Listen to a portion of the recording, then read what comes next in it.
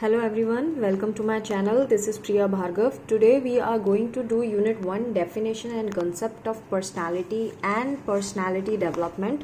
This is Unit 1 of Block 1 MPC 003 Personality Theories and Assessment. Friends इस chapter में हम ये देखने जा रहे हैं कि पर्सनैलिटी होती क्या है, हम पर्सनैलिटी को कैसे डिफ़ाइन करते हैं, कौन कौन से फैक्टर्स हैं जिनकी वजह से हमारी पर्सनैलिटी बनती है और बिगड़ती है. सो फर्स्ट ऑफ ऑल इन्होंने, कोई भी साइकोलॉजिस्ट है वो फिज़िकल ब्यूटी या सोशल अट्रैक्टिवनेस को इनएडिक्वेट मानता है पर्सनैलिटी को डिफ़ाइन करने के लिए. यानी कि कोई सोशली बहुत अट्रैक्टिव है लाइक सेलिब्रिटीज़ एंड ऑल, सो वो साइकोलॉजिस्ट के हिसाब से कंप्लीट पर्सनैलिटी नहीं है, वो पर्सनैलिटी का एक पार्ट है. उसके पीछे रीज़न क्या है? रीज़न ये है कि बहुत सारे टाइप्स ऑफ बिहेवियर्स जो होते हैं वो इम्पॉर्टेंट है किसी भी पर्सनैलिटी को डिफ़ाइन करने के लिए. सो पर्सनैलिटी के अंदर किसी का बिहेवियर शामिल होना बहुत ज़रूरी है. उसके अलावा यूनिक एबिलिटीज़ क्या हैं, टेम्परामेंट कैसा है, ट्रेट कैसा है, वो भी पर्सनैलिटी का पार्ट होता है. अगर आप देखें तो वो लोग ज़्यादा पॉपुलर होते हैं जो down to earth behaviour show करते हैं, जो आपसे जेन्युइनली बात करते हैं even after their long achievements. So according to psychology ये सारी चीज़ें, एबिलिटीज़, टेम्परामेंट, ट्रेट, बिहेवियर, ये भी ज़रूरी है सोशल अट्रैक्टिवनेस के अलावा पर्सनैलिटी के लिए. अगेन यहाँ पे इन्होंने बहुत सारी चीज़ें दी हुई हैं जो आई फील कि एग्ज़ाम पॉइंट ऑफ व्यू से इतना इम्पोर्टेंट नहीं है रीड करना, लेकिन अगर आप एक बार पढ़ना चाहते तो पढ़ सकते हैं. अगेन अगर आए तो यहाँ पे पर्सनैलिटी के बारे में और भी चीज़ें बताई हैं. जो पर्सनैलिटी होती है वो डिस्टिंक्ट और यूनिक तरीका होता है किसी भी इंडिविजुअल का सोचने, महसूस करने और एक्ट करने का. कि हर एक इंसान, आप देखो हर एक इंसान का बिहेवियर अलग रहेगा, वो किस तरह से सोचता है उसकी सोच अलग रहेगी, वो किस तरह से फील करता है वो अलग रहेगा, और जिस तरह से एक्ट करता है, जैसे कि कुछ लोगों को छोटी सी बात ही बुरी लग जाती है, कुछ लोग उस चीज़ पे ध्यान तक नहीं देते. सो ये पर्सनैलिटी का एक कैरेक्टर है जो हम देखते हैं. और ये जो पर्सनैलिटी होती है वो थ्रू आउट लाइफ एक इंसान के अंदर बनी रहती है कि वो किस तरह से सोचेगा, फील करेगा और एक्ट करेगा. जो हमारे थॉट्स, फीलिंग्स और एक्शंस हैं वो रिफ्लेक्ट करते हैं हमारी पर्सनैलिटी को. तो 3 कैरेक्टरिस्टिक्स बताई गई हैं इसके ऊपर. जैसे थॉट्स, फीलिंग्स और एक्शंस जो होते हैं वो बिहेवियरल कंपोनेंट माने जाते हैं किसी की आइडेंटिटी को पहचानने के लिए, जो हर एक इंडिविजुअल को एक दूसरे से अलग करता है. जो बिहेवियर होता है वो प्राइमरीली इंटरनल होता है, रादर एनवायरमेंटल फैक्टर. जिस तरह से हम बिहेव कर रहे हैं वो हमारे अंदरूनी कारण है, वो कोई बाहर एनवायरमेंट की वजह से नहीं है. जैसे सब बोल देते हैं अरे नहीं वो बाहर ऐसा हो गया था इस वजह से मैंने ऐसे एक्ट किया. ऐसा नहीं होता. आपके अंदर आप क्या हैं उस हिसाब से आप बिहेव करते हैं. जो बिहेवियर होता है पर्सन का वो देखा जाता है एक ऑर्गेनाइजेशन और स्ट्रक्चर के फॉर्म में. मतलब कि वो इंसान उन सर्कमस्टांसेस में हमेशा वैसा ही बिहेव करेगा जो उसने अभी दिखाया है. ऐसा नहीं है कि अगली बार वो उस बिहेवियर को चेंज कर देगा. तो सर्कमस्टांसेस और बाहर के स्ट्रक्चर से कोई फ़र्क नहीं पड़ेगा उस बिहेवियर को. ऑलपोर्ट की बात की है. ऑलपोर्ट जो है उन्होंने डिफाइन की थी personality as a dynamic organisation within a person. एक पर्सन के अंदर एक डायनामिक ऑर्गेनाइजेशन, डायनामिक मतलब जो बदलता रहता है उसको हम डायनामिक कहते हैं.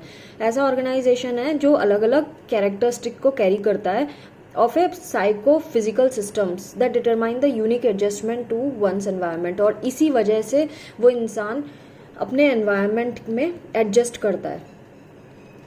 अगेन अगर हम देखें तो यहाँ पे कैरेक्टर के बारे में बताया है. कैरेक्टर का क्या मतलब होता है? कैरेक्टर का मतलब होता है वैल्यू जजमेंट.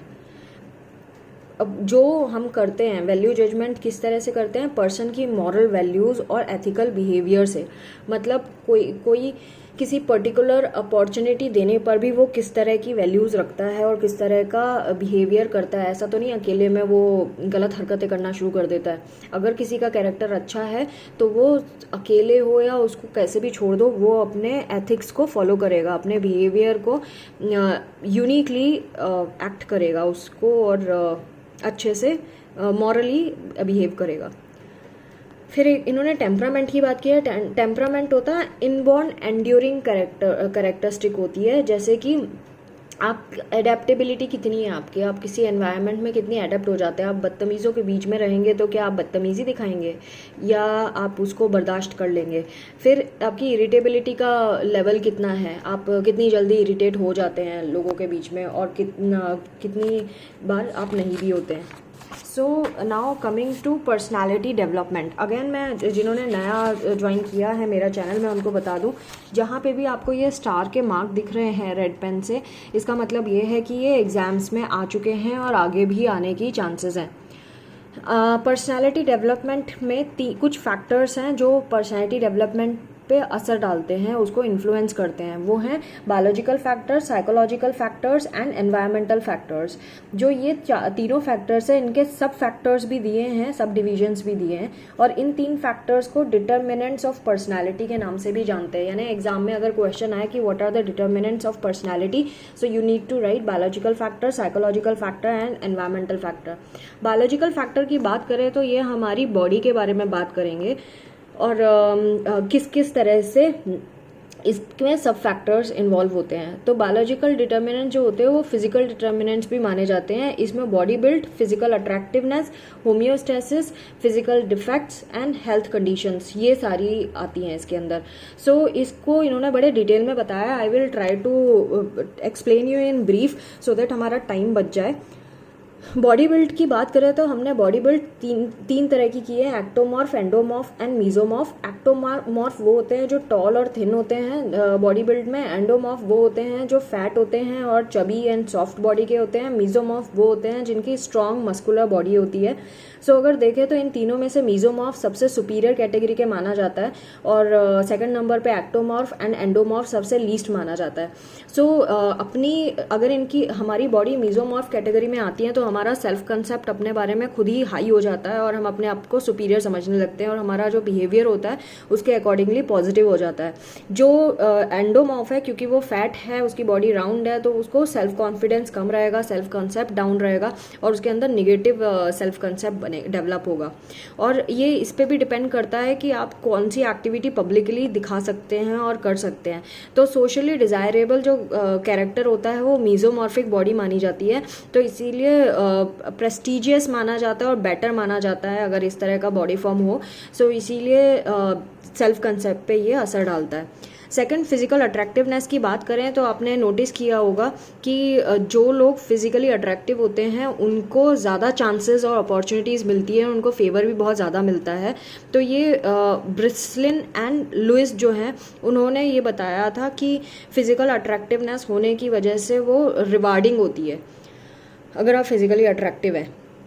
यानी कि अगर कोई प्रिटी चाइल्ड है और एक कोई पुअर सिंपल लुकिंग चाइल्ड है, तो जो अट्रैक्टिव बच्चा है वो चाहे कितना भी नॉटी हो या कितना भी इल मैनर्ड हो, लेकिन हम उसको कई बारी माफ़ कर देते हैं। लेकिन वही चीज़ कोई लेस अट्रैक्टिव बच्चा कर रहा हो तो हम उसको पनिश करने का फिर भी सोच लेते हैं। तो this is similar in offices also. अगर ऑफिस में कोई अट्रैक्टिव बंदा है, चाहे वो कंसीटियस ना हो, मतलब कॉन्शियसली काम ना करता हो, अच्छे से वेल ऑर्गेनाइज ना हो और लेस एफिशिएंट भी हो, लेकिन उसकी फिजिकल अट्रैक्टिवनेस के कारण उसको प्रमोशन पहले मिल जाएगा। होम्योस्टेसिस की बात करें तो बॉडी में चलने वाले जितने भी हमारे वाइटल फंक्शनिंग है, जैसे कि body temperature, blood pressure, blood sugar और वाटर बैलेंस, ये सारी चीज़ें हमारी बॉडी का होम्योस्टेसिस माना जाता है। तो जो हमारी बॉडी का अगर ये सारी चीज़ें कांस्टेंट है, नॉर्मल काम करती हैं, तो हमारी एक्टिविटी बॉडी की नॉर्मल रहेगी, हम नॉर्मली बिहेव करेंगे। लेकिन वहीं अगर इनमें से किसी भी चीज़ में डिस्टर्बेंस आ जाता है तो हमें अलग अलग तरीके की प्रॉब्लम शुरू हो जाती है, like irritability, indigestion, insomnia, uncomfortable feel करना, एंग्जाइटी, डिप्रेशन, ये सारी चीज़ें आने लगती है अगर हमारा ये बैलेंस बिगड़ जाए इन चीज़ों का। सो उसी के बारे में इन्होंने डिटेल बहुत सारा दिया है, पर्सनैलिटी पे कैसे असर डालता है। और स्पेशली अगर आप देखें कि अगर ब्लड शुगर का भी हम एग्जांपल लें तो ब्लड शुगर के बारे में भी इन्होंने बताया है कि अगर ब्लड शुगर बढ़ जाती है तो एंग्जाइटी और डिप्रेशन बढ़ने लगता है, एंड वो हमारे बिहेवियर को चेंज कर देता है टुवर्ड्स अदर पीपल। और जब हमारा बिहेवियर चेंज हो जाता है तो हमारे यहाँ वो एक आदत बन जाती है उसी तरह का बिहेव करने का, और वो हमारी पर्सनैलिटी का एक ट्रेड बनना शुरू हो जाता है। सो होम्योस्टेसिस को मेंटेन करना बहुत ज़रूरी है, ये इनडायरेक्टली हमारी पर्सनैलिटी को अफेक्ट करता है। अगेन इसमें यहाँ पे और भी बताया है जैसे कि बी कॉम्प्लेक्स की अगर कमी हो जाए तो हमारा इमोशनैलिटी का लेवल इंक्रीज हो जाता है एंड हमारा डिप्रेशन भी बढ़ जाता है। हाई ब्लड प्रेशर होने से न्यूरोटिसिज्म बढ़ जाता है, मतलब गुस्सा बहुत आता है। एनॉक्सिया मतलब ऑक्सीजन की कमी होने लगती है, और ऑक्सीजन की कमी होने की वजह से इंस्पायर्ड ईयर में वो अस्थमा वाली कंडीशन पैदा होने लगती है, और इमोशनल आउटबर्स्ट होना शुरू हो जाता है, कन्फ्यूजन होना शुरू हो जाता है, सेल्फ क्रिटिसिज्म शुरू हो जाता है। और ऐसी कंडीशन में आप समझ सकते हैं कि पर्सनालिटी कैसी होती होगी। फिजिकल डिफेक्ट की बात करें तो फिजिकल डिफेक्ट कई तरीके के होते हैं। डिसेबिलिटी भी एक तरह का फिजिकल डिफेक्ट कैटेगरी में आता है, लेकिन इन्होंने ओबेसिटी का एग्जांपल दिया है। ओबेसिटी इज मतलब मोटा होना। जो लोग ओवरवेट होते हैं वो ओबेस माने जाते हैं अपनी हाइट के अकॉर्डिंगली। सो जो ओबेसिटी होती है, ओबेसिटी की वजह से उनका सेल्फ कंसेप्ट बिगड़ जाता है, क्योंकि उनसे एक तो एक्टिविटीज़ नहीं हो पाती ठीक से, और वो कोई भी काम जल्दी से नहीं कर पाते हैं। अपने आप को खुद ही इन्फीरियर समझने लगते हैं जब वो दूसरों अपनी एज ग्रुप के लोगों के कंपैरिजन में उतना लेवल नहीं दिखा पाते जितना उन्हें दिखाना चाहिए, जो उनसे एक्सपेक्टेशन रखी गई है। तो जब वो अनसेटिस्फाइड होते हैं खुद से, लेस सेल्फ सेटिस्फैक्शन होता है, तो बहुत ज़्यादा अफेक्ट करता है इनकी पर्सनैलिटी को। अगेन हेल्थ कंडीशन के बारे में बात की है, जैसे कि कोई बीमारी है, कोई इलनेस है।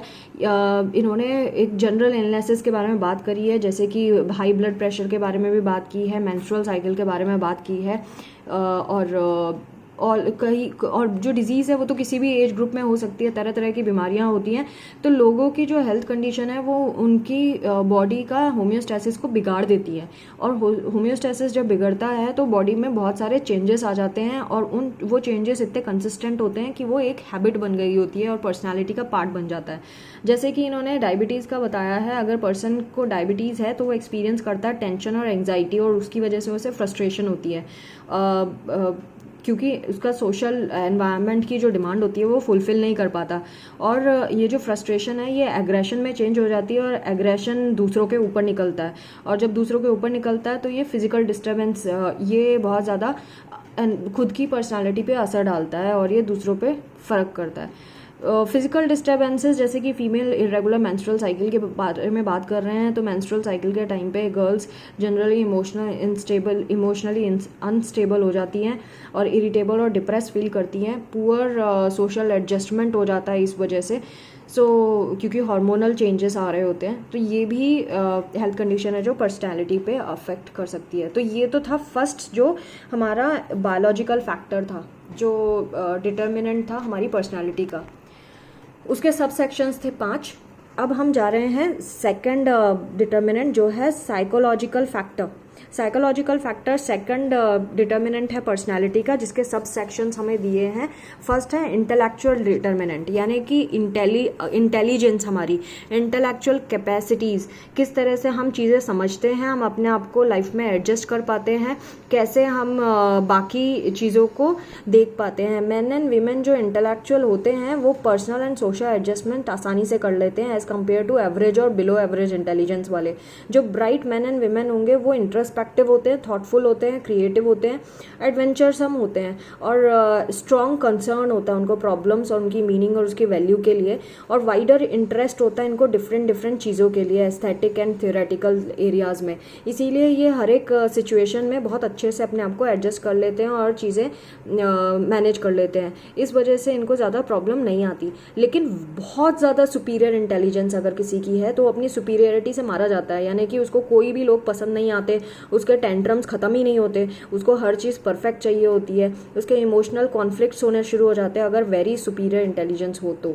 सॉलिटरी, उनको हमेशा अलग रहना पसंद होता है। सेल्फ सफिशिएंसी होती है उनके अंदर, वो खुद में ही बड़े सफिशिएंट मानते हैं खुद को, उनको ज़रूरत ही नहीं होती किसी इंसान की। इनटॉलरेंट होते हो, किसी की बात को टॉलरेट नहीं कर पाते। नेगेटिविज्म बहुत होता है इनकी कैरेक्टरिस्टिक में। सो ये superior, very superior intelligence is dangerous, superior intelligence is fine. So ये हमें पता होना चाहिए। नेक्स्ट है इमोशनल डिटर्मिनेंट्स कौन कौन से होते हैं। इमोशनल डिटर्मिनेंट्स की बात करें तो जैसे कि डोमिनेंट इमोशंस होते हैं, emotional balance, emotional deprivation, excessive love, affection, emotional expression, emotional catharsis, emotional stress, ये वाले टर्म्स इसमें आएंगे जो पर्सनालिटी डेवलपमेंट में असर डालते हैं। तो इमोशंस जो होते हैं वो पर्सनालिटी का इम्पॉर्टेंट पार्ट है, बिकॉज ये हमारे पर्सनल एंड सोशल एडजस्टमेंट को हैंडल करता है। अगर कोई चेयरफुल पर्सन है, कोई हंसता रहता है हमेशा, तो वो खुश रहेगा, और वो डिप्रेसिव मूड में भी होगा तो भी वो ब्राइटर साइड ही देखेगा, पॉजिटिव साइड ही देखेगा। लेकिन अगर सपोज कोई ऐसा बंदा है जो हमेशा नेगेटिव ही सोचता है, तो वो क्या करेगा, हर पॉजिटिव चीज़ में भी दुखी रहेगा, उसको ये डर ही रहेगा हमेशा कि अरे कुछ गलत ना हो जाए। सो एक इमोशनल स्टेटस आपका किस तरह का होता है, उससे आपकी पर्सनैलिटी पे असर पड़ता है एंड आपके रिलेशंस पे असर पड़ता है। तो एक इमोशनल बैलेंस होना बहुत ज़रूरी है किसी भी कंडीशन में। प्लीजेंट इमोशंस को कैसे हैंडल करना है अनप्लीजेंट सिचुएशन में, वो पता होना चाहिए। किसको इम्पोर्टेंस देनी है, किसको नहीं देनी है। अपने डर, नफ़रत और जो भी आपको जेलसी है उसको कैसे कंट्रोल करना है, और जब भी प्रॉब्लम आए तो आप अनप्लीजेंट एक्सपीरियंसेस को कैसे हैंडल करेंगे, वो सारे हमारे इमोशंस पे डिपेंड करता है कि हमारे साथ जब प्रॉब्लम होती है तो हम अपने इमोशंस को कैसे हैंडल करते हैं। क्या हम दुखी होकर कोने में डर के बैठ जाते हैं, या फिर हम पॉजिटिव साइड देख के उसके ऑप्शंस ढूंढने शुरू करते हैं। ये हमारी पर्सनालिटी का पार्ट होता है, और हम कैसे खुद को एडजस्ट कर पाते हैं। तो ये पैथोलॉजिकल ट्रेट बन जाता है। जो लोग इमोशनली इनसिक्योर होते हैं वो आगे जाके बहुत ज़्यादा डिप्रेसिव हो सकते हैं, और जिन्होंने बचपन में ऐसे उनके डेवलपमेंट के टाइम में इमोशनल इनसिक्योरिटी को फेस किया है, वो आगे जाके रिबेलियन हो जाते हैं जब तक वो एडल्ट बनते हैं। इमोशनल इनसिक्योरिटी को हैंडल नहीं कर पाते, और अनस्टेबल अफेक्शनल रिलेशनशिप रखते हैं अपने पेरेंट्स के साथ।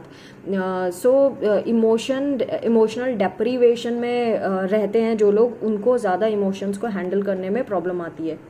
Now coming to excessive love and affection, जो सिगमंड फ्रूड कहते हैं कि जो बच्चों को ज़्यादा पेरेंटल लव और अफेक्शन मिलता है वो न्यूरोटिक डिसऑर्डर्स हो जाते हैं उन बच्चों को, क्योंकि वो बिगड़ जाते हैं बच्चे बहुत ज़्यादा। उनको लगता है कि उनके हाथों में ही सब कुछ मिल रहा है, उनको सब कुछ करा कराया मिल रहा है, वाई टू वर्क हार्ड और वाई टू डू एनीथिंग।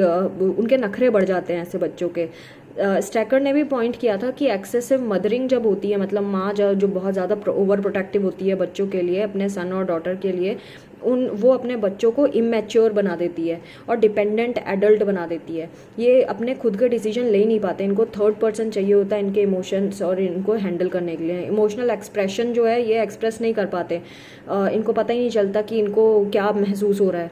सो अगर पर्सन अपने इमोशंस को एक्सप्रेस कर पा रहा है सोशली, तो अप्रूव मैनर पे, तो वो फेवरेबल जज किया जाता है सोसाइटी के द्वारा। लेकिन अगर वही इंसान अपने इमोशनल एक्सप्रेशन को ढंग से फील नहीं कर पा रहा और ना ही एक्सप्रेस कर पा रहा है, तो वो अनफेवरेबल मानी जाती है उसकी एक्टिविटी। जो पेरेंट्स ऐसे होते हैं जो बहुत ज़्यादा डोमिनेटिंग होते हैं, उनके साथ उनके बच्चों को भी इस तरह का बिहेवियर हो जाता है कि वो एंटी सोशल भी हो जाते हैं कभी कभी। सो इन्होंने यहाँ पे और भी बताया, जैसे कि over expression of emotions is often necessary to avoid social disapproval.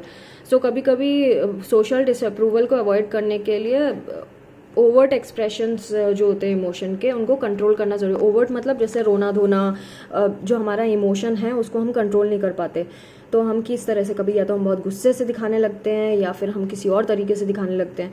तो इन्होंने ये बताया है कि हमें अगर सोशल अप्रूवल चाहिए है तो हम क्या करेंगे, हम अपने इस तरह के इमोशंस को कंट्रोल करेंगे। और जब हम इमोशंस को ज़्यादा सप्रेस करते हैं तो क्या होता है, हमारा जो एंगर है, फियर है, जेलसी, एनवे, ये वाली जो फीलिंग होती है वो इंसान को बहुत ग्लूमी बना देता है, डिप्रेस बना देता है, और वो बहुत आलसी हो जाता है इंसान। वो कुछ करना नहीं चाहता अपनी लाइफ में, एक कोने में जाके बैठ जाता है। सो इस तरह की पर्सनैलिटी हो जाती है, उसमें लेजीनेस दिखाई देगी, लैक ऑफ इंटरेस्ट दिखाई देगा, और इस तरह के उसको मूड स्विंग्स होंगे। इमोशनल कैथारसिस की बात की है, मतलब अनएक्सप्रेस्ड इमोशन को रिलीज करना। जो आपने किसी के सामने नहीं दिखाया, वो आप काउंसलर के सामने दिखा सकते हैं अपने इमोशंस, अपनी सोच, तो उसको बोलते हैं कैथारसिस, छुपे हुए भावनाओं को व्यक्त करना। सो ये इमोशनल कैथारसिस जो है ये अच्छा तरीका है एडजस्टमेंट का।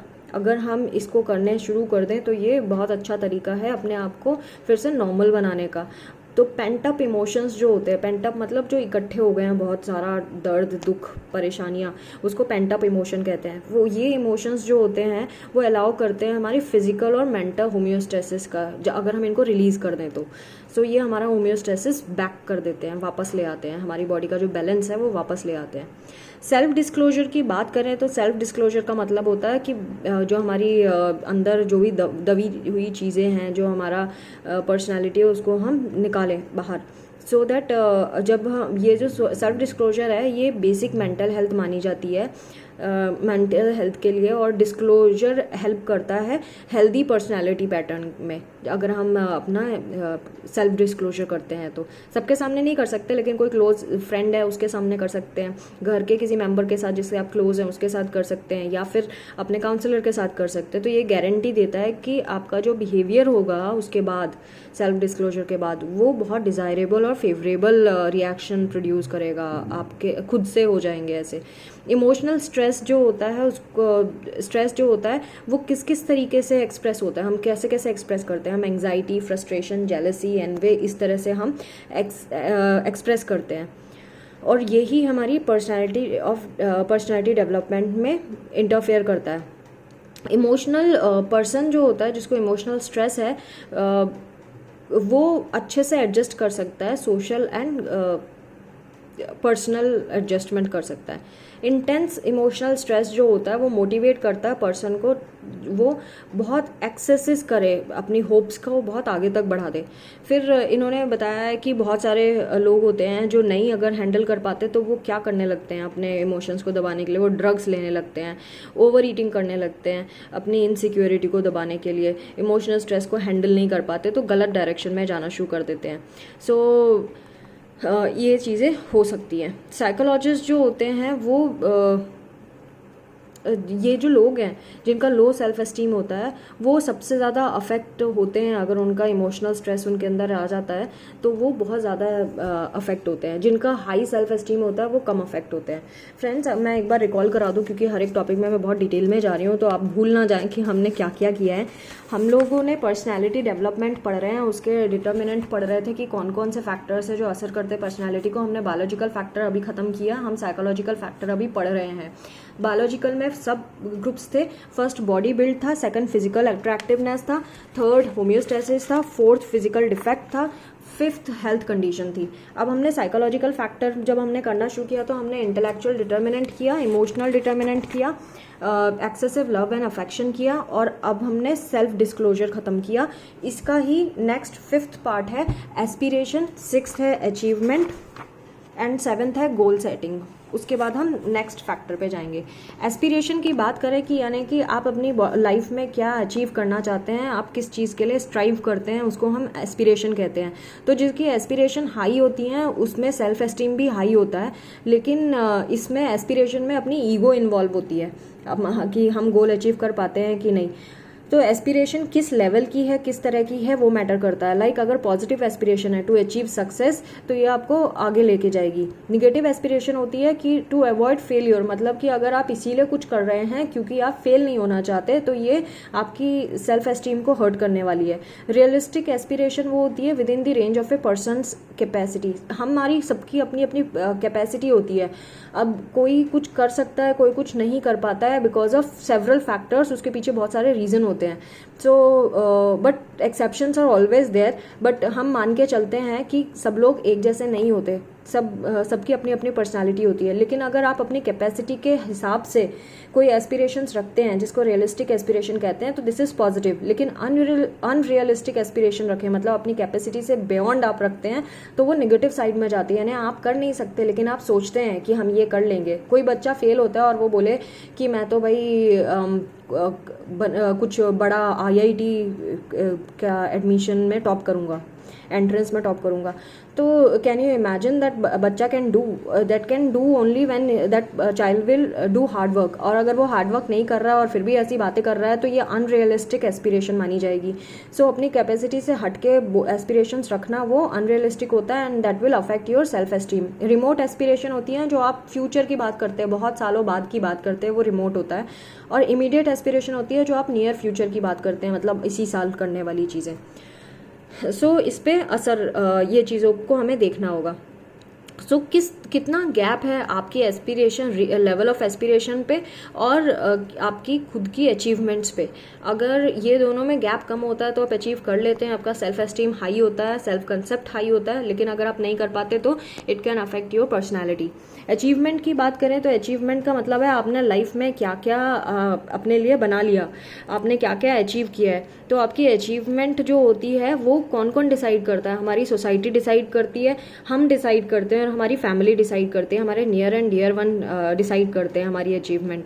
तो ज़्यादा जब अचीव कर लेता है कोई इंसान तो उसका सेल्फ कंसेप्ट बहुत हाई हो जाता है एंड कभी कभी ये इंसान को घमंडी भी बना देता है। और जब इंसान का सेल्फ कंसेप्ट ज़रूरत से ज़्यादा हाई होता है तो वो आगे प्रोग्रेस नहीं कर पाता, वो आगे अपने आप को कोई बड़ी अचीवमेंट नहीं कर पाता। और जब वो अपने अचीवमेंट से आगे और बड़ा कुछ नहीं कर पाता तो उसका सेल्फ कॉन्फिडेंस बुरी तरह से टूट जाता है।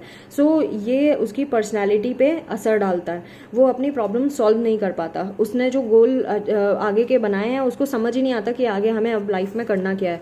सो ये सब उन्होंने बताया हुआ है।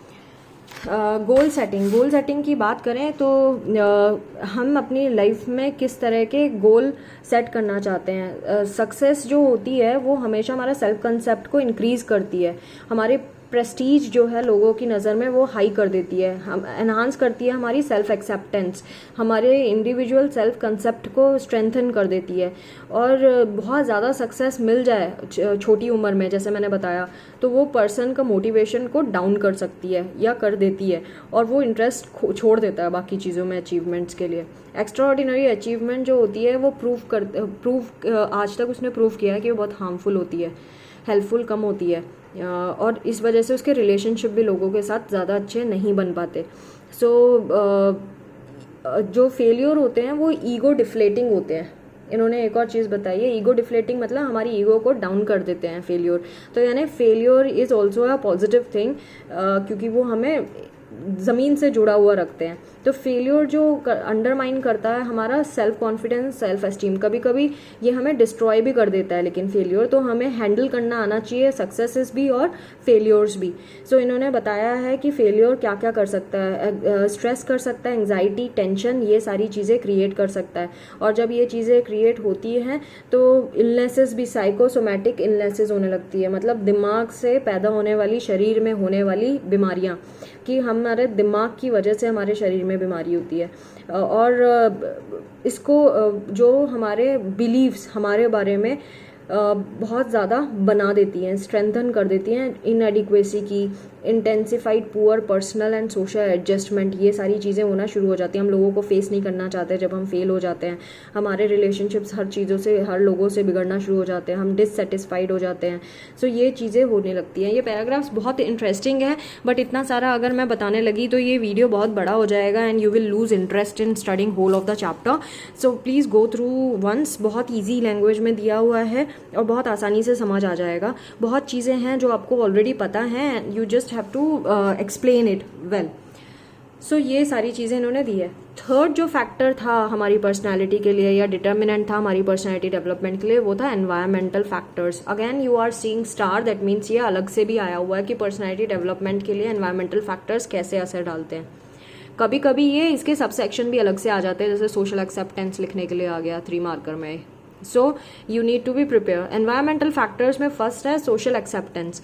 कोई भी बंदा अपनी सोशल ग्रुप में रहता है और अगर उसको सोसाइटी एक्सेप्ट करती है तो वो खुश फील करता है, वो हैप्पी फील करता है, एक्सेप्टेड फील करता है, उसका सेल्फ कॉन्सेप्ट एंड सब कुछ अच्छा रहता है, सेल्फ कॉन्फिडेंस बढ़ता है एंड वो जो भी बिहेव करे उसको उसमें कॉन्फिडेंस ही नज़र आता है, उसको ऐसा नहीं लगता कि अरे लोग मुझे एक्सेप्ट नहीं करेंगे। लेकिन अगर वो ऐसा नहीं करता, सोसाइटी के हिसाब से काम नहीं करता, तो उसको पता है कि he that person is being rejected by the society, society ने रिजेक्ट कर दिया उस बंदे को। और अगर सोसाइटी ने रिजेक्ट कर दिया तो वो सोसाइटी के अकॉर्डिंगली कोई काम नहीं करेगा, बल्कि सोसाइटी के अगेंस्ट जाके काम करेगा, जो एंटी सोशल बिहेवियर हो जाएगा। वो लोगों से मिलना नहीं पसंद करेगा, अलग से रहेगा, अलूफ रहेगा।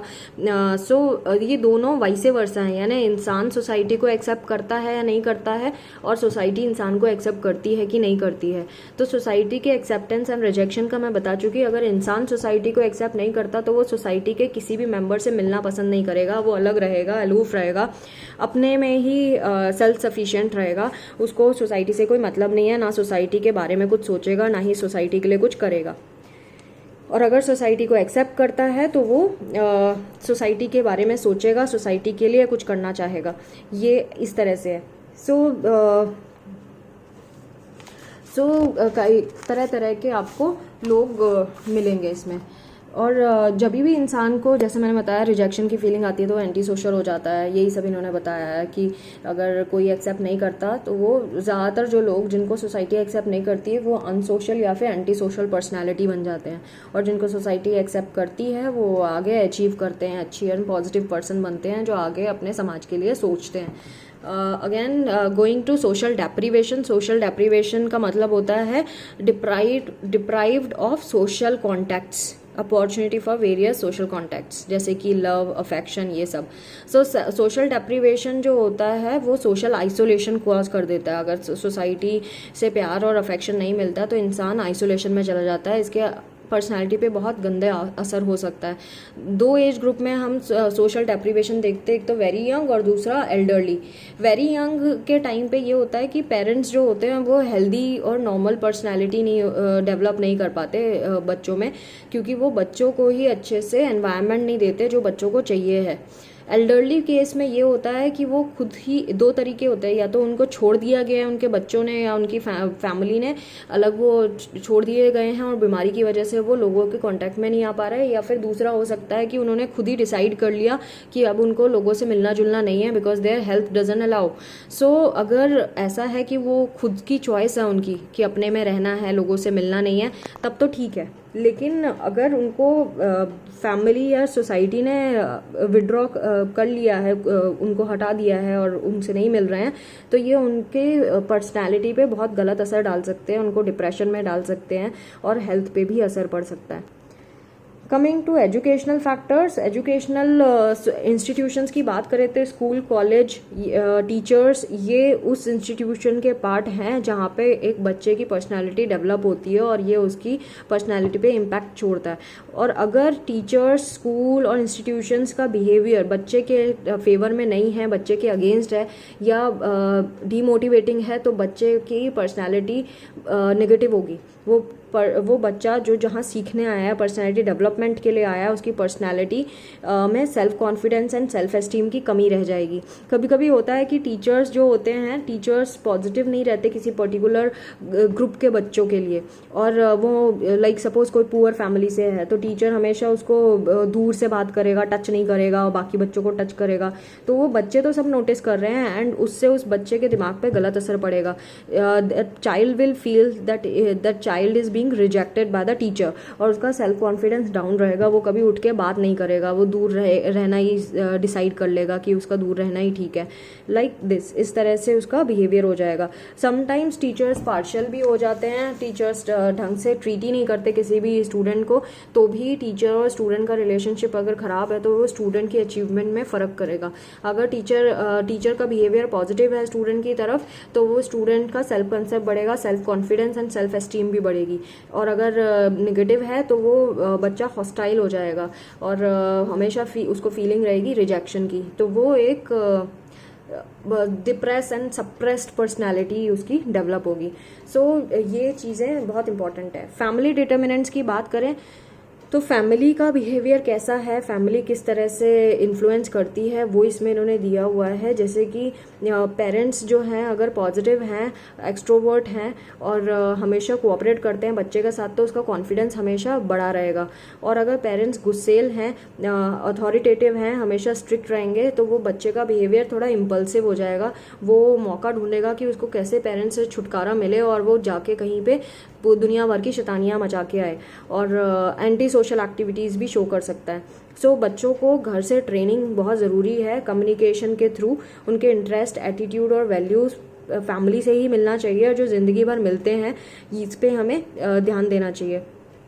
अगेन इन्होंने यहाँ पे और भी चीज़ें बताई हैं कि कोई जो ऐसे पेरेंट्स के साथ रह रहा है जो एंशियस है, नर्वस है और ह्यूमर नहीं है फैमिली में, तो बच्चा भी बहुत नर्वस और टेम्पर आउटबर्स्ट दिखाएगा।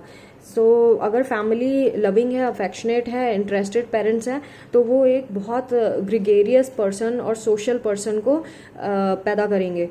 सो इस तरह से होता है। Emotional climate of home and ordinal position.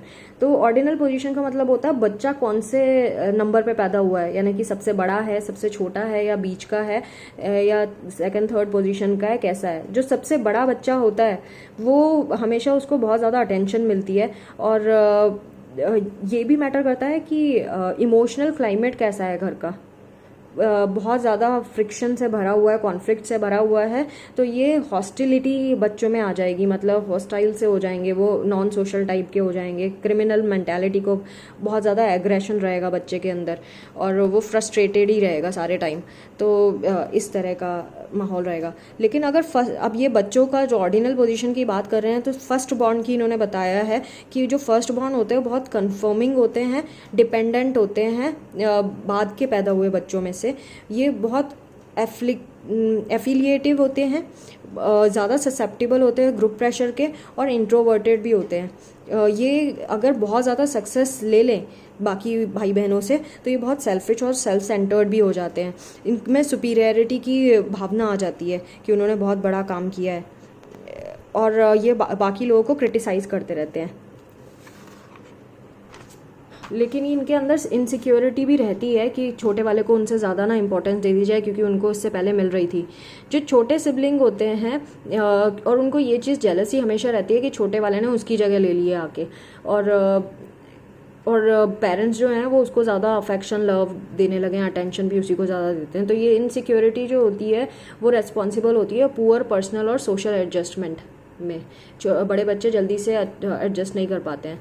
Last bond की बात करें तो ये डिपेंडेंट होते हैं, एफिलिएटिव नीड होती है इनकी, एफिलिएटिव नीड होती है, सेल्फ कॉन्फिडेंस इनमें कम होता है, फ्रस्ट्रेशन टॉलरेंस भी कम होता है, और डिफायंस ऑफ अथॉरिटी होता है। फिर अगर बाकी फर्स्ट बॉन्ड जो होते हैं, तो अगर हम फर्स्ट बॉर्न और सेकंड बॉर्न के बीच में कंपैरिजन करें, तो ये जो इनमें कंपटीशन की भावना नहीं होती छोटे वालों में बड़े वालों के कंपैरिजन में। सो अगर इनका जो मेंबर्स होते हैं बाकी, तो ये जो बीच के बच्चे होते हैं वो ऐसे होते हैं जिनको जो ज़्यादा अपने पीर ग्रुप में ज़्यादा ओरिएंटेड होते हैं। सेकंड और थर्ड चाइल्ड जो होता है, इनको फैमिली से कुछ लेना देना नहीं होता, उनको ना ही ज़्यादा इंपॉर्टेंस मिलती है और ना ही कुछ ज़्यादा रिसोर्सेज मिलते हैं फैमिली से। तो ये ज़्यादा अपने फ्रेंड से इन्फ्लुएंस होते हैं और अपने आप ही हर कुछ मैनेज कर सकते हैं ये। तो इनका एडजस्टमेंट पर्सनल सोशल बहुत सही होता है।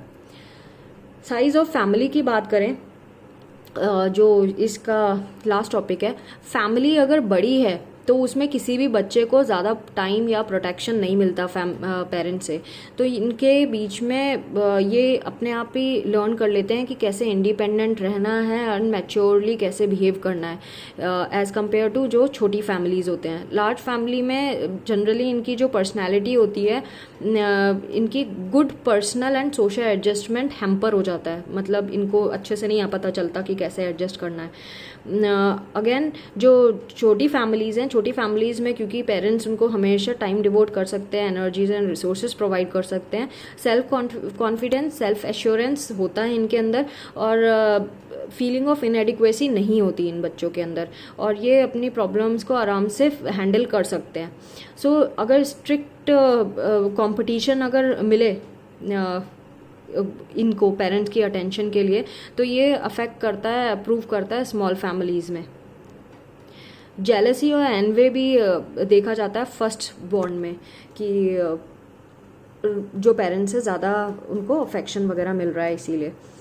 सो सेल्फ कंसेप्ट पे भी इस चीज़ का असर पड़ता है। तो लार्ज फैमिलीज़ में क्योंकि बच्चों को ज़्यादा अटेंशन मिलती नहीं है तो वो न्यूट्रिशनली भी अंडर डेवलप्ड रह जाते हैं, उनको नहीं पता होता कि किस तरह से कैसे हैंडल करना है सिचुएशंस, और वो अपने लेवल पे जो भी समझ आता है वैसा करते हैं। स्मॉल फैमिलीज़ में ये चीज़ें उनको सिखा दी जाती है क्योंकि कम मेम्बर्स हैं, तो पेरेंट्स का पूरा उस पर ध्यान होने की वजह से वो अच्छे से अपनी चीज़ें हैंडल कर लेते हैं। तो friends, this was the first unit where we got to know that personality development में 3 फैक्टर्स रेस्पॉन्सिबल होते हैं: physical determinant, psychological determinant and environmental determinant. Environmental determinant के 6 सबसेट्स थे: size of the family, emotional climate of the home and ordinal position, family determinant, then educational factors, social deprivation, social acceptance. फिर हमने जो psychological किया तो उसमें हमें goal settings, achievement, aspiration, self disclosure, excessive love and affection, emotional determinant and intellectual determinants आ गया। फिर हमने बायोलॉजिकल फैक्टर किया जिसमें body build, physical attractiveness, homeostasis, physical defects and health conditions आई। तो this was first unit of MPC 003. I hope you like this video and do subscribe to my channel. Do not forget to press the notification bell, and please do comment below the videos so that those comments would motivate me to make some more videos for you guys. Thanks for watching. Take care. Bye bye.